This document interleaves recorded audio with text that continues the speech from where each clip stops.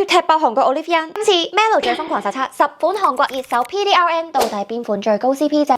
斥資買晒翻嚟，得個 percent， 呢盒雖然差唔多用晒，但係麻麻地。呢個都 OK嘅 ，Relish 不嬲都好出名噶啦，次次都掃2大條幾10粒翻嚟。仲有呢個，我嘅最愛 Top 3就係佢哋。嗱，但係好值得講嘅就係 Relish PDRN 藥丸面膜，居然係贏晒其他最高濃度，直接1:1復刻，針劑濃度10%，即係好似你睇我得水光針，佢濃度仲高過麗珠蘭。仲要係嬰兒水光針同款嘅三文魚 PDRN， 對比其他 PDRN 係一隻仿人體 DNA， 佢就係咁樣一粒拍開倒出嚟。我想話佢用嚟收毛孔係勁正，真係冇咗好粗糙嗰種感覺 ，keep 住用絕對有明顯水光肌，好似填滿翻啲水同啲紋換膚嘅感覺。同埋上次喺香港萬寧已經買到，唔使飛韓國抬翻嚟啦。如果做完高能量儀器或者重要場合前，急救水光效果非常好。等陣呢支 PDRN 針劑精華值得幫佢哋力撐一下。我都話韓國做精華真係有一手，官方話3日精華1粒藥丸等於家居版嬰兒水光針 ，OK approved。嗱，本身呢支係自購㗎下，已經空瓶，徒手就查出嬰兒水光肌咁嘅效果，因為波係急救，平時就用呢一支，入邊有齊 PDRN